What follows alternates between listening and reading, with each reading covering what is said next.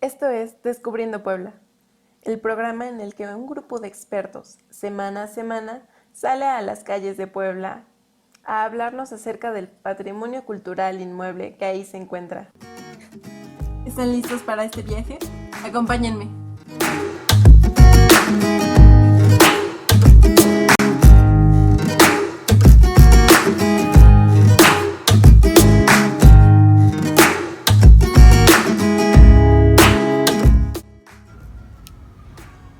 Como resultado de las inspecciones sanitarias realizadas en los campamentos poblanos de San Francisco, del Carmen, de San Roque y de San Antonio, la entonces Junta de Salubridad del Ayuntamiento pidió que se construyera un cementerio que cumpliera con las nuevas ideas sobre la higiene. Hubo que esperar casi una década para que, hacia 1877, se construyera el Cementerio Municipal de Puebla, en terrenos del antiguo rancho de Agua Azul. La primera persona enterrada en este lugar fue una niña, de nombre María Merced Huerta, el 5 de mayo de 1880, cuya tumba se aprecia en la calzada central del hoy Panteón Municipal.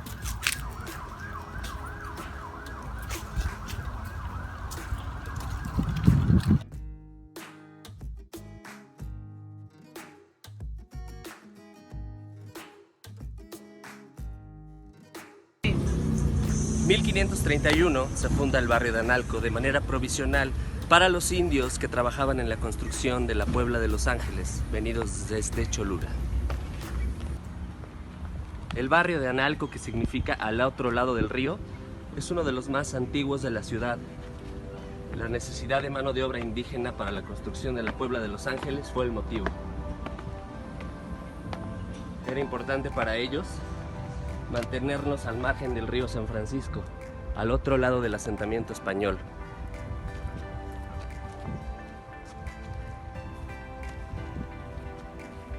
Esta es la iglesia de Analco.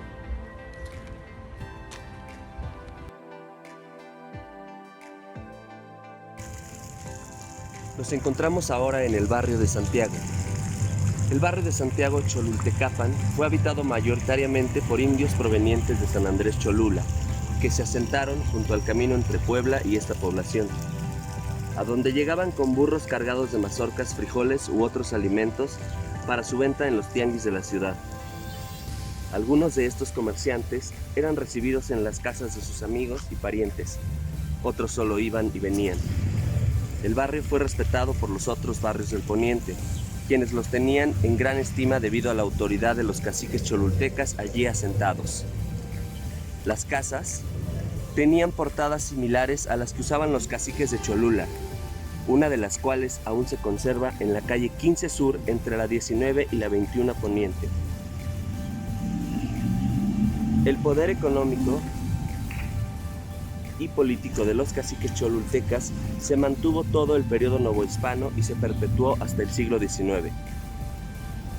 La actividad más sobresaliente del barrio era la producción de pulque, por lo cual era afamado, aunque también destacó por el establecimiento de escultores de imaginería religiosa llamados popularmente santiagueros, cuya producción permaneció hasta el siglo XVIII.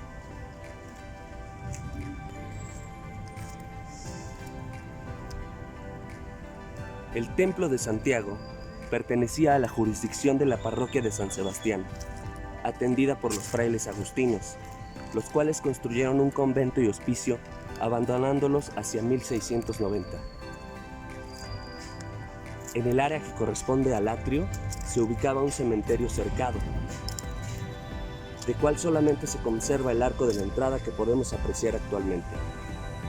En 1922, Santiago se convierte en parroquia independiente. El adorno del templo fue a base de retablos dorados, tanto los laterales como el mayor. El interior actual fue renovado a base de yeserías decoradas con laminilla de oro y una venera dorada en el altar mayor, en donde se encuentra en un marco la actual titular, la Virgen del Sagrado Corazón. Capilla Doméstica, actualmente Museo Regional del Estado, Casa del Alfeñique. Este museo resguarda la única capilla doméstica del siglo XVIII que se conserva en la ciudad, Cuando el gobierno del estado adquirió esta casa en 1926 para convertirla en museo, sus propietarios siempre habían sido particulares, por lo que varios de los elementos arquitectónicos virreinales se encontraban intactos.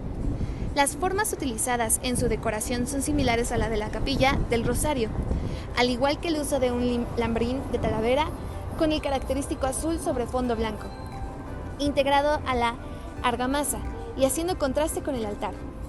El retablo dorado porta espejos en sus soportes y en el marco exterior o guardapolvo, generando un efecto lumínico para otorgarle importancia visual dentro de la capilla. Capilla de la Virgen de los Dolores. De acuerdo con la tradición, la construcción de esta capilla se debió a la devoción de un arriero llamado Juan de Buitrago. Este personaje se encomendó a la Virgen de los Dolores durante un asalto del que salió ileso y prometió a la Virgen construirle una capilla como agradecimiento. La fachada de esta capilla está decorada con argamasa. Es uno de los pocos ejemplos de fachada en la ciudad de Puebla que se encuentra completamente cubierta por ornamentación hecha con este material.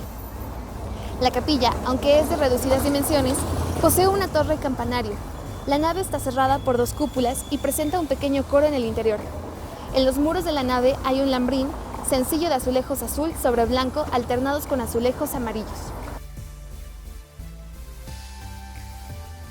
Al hablar de la talavera, nos referimos al tipo de cerámica producido en el Valle de Puebla y sus alrededores, que consta de diversos tipos de barro, el cual se utiliza para realizar piezas de diferentes volúmenes y formas, que con una aplicación de esmalte y pigmentos se llena de color y vida. Hoy en día, la talavera es algo más que una artesanía popular, y el interés que despierta el conocimiento de la cerámica de Talavera no es sino un reflejo de su prestigio a nivel nacional e internacional, que se apoya en la diversidad y en la calidad de sus productos, junto al más humilde de sus objetos. El ornamentar la cerámica con diferentes motivos surgió primero en Medio Oriente, con los árabes, los cuales en esa época no lograron dominar la técnica, y más adelante con el comercio, China descubrió materiales como el óxido de cobalto. Con este material comenzaron a trabajar su cerámica, logrando así el dominio de la técnica y así bautizaron el pigmento con el nombre de Wei Qing.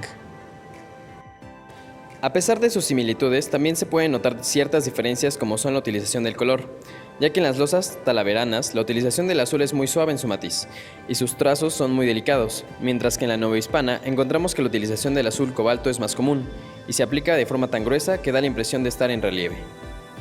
La losa de Talavera es producto de varias tendencias artesanales y artísticas, procedentes de distintas regiones del mundo: alfarería española, andaluza y marroquín, vidrio árabe, mayas persas, figuras y caracteres chinos y dibujos estilizados del México prehispánico. El proceso de fabricación de la cerámica poblana, salvo ligeras modificaciones, sigue siendo casi el mismo de otros tiempos. La mano del hombre y el barro son los instrumentos esenciales que uniéndose manifiestan el arte de la talavera. Los barros utilizados son 2, uno de color azul oscuro llamado parduzco, proveniente de los cerros de Loreto y Guadalupe, en el estado de Puebla, y otro de color blanco rosado de una consistencia suave al que llaman blanco, y que proviene de las colinas de San Bartolo, San Pedro y Santo Tomás. En la actualidad, la talavera es considerada un arte decorativo, que aunque mantenga su principal característica, la utilitaria, por sus formas y su realización es llevado a la grandeza de obra de arte. Iglesia de la Concordia, 1830, cambio de la decoración virreinal por neoclásica, como lo vemos hasta en nuestros días.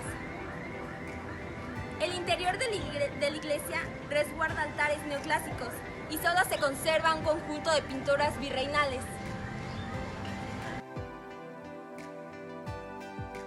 Las normas consideraban que los templos debían ser altos y con altos y grandes ventanales que permitieran pasar la luz.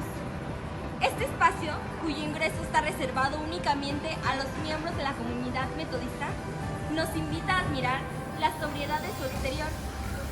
En 1924 se inaugura el actual edificio de la Iglesia Metodista, cuya planeación corrió a cargo del arquitecto Rafael Ibáñez Guadalajara. Siguiendo el estilo del templo anterior, la fachada es de estilo neogótico con grandes ventanales.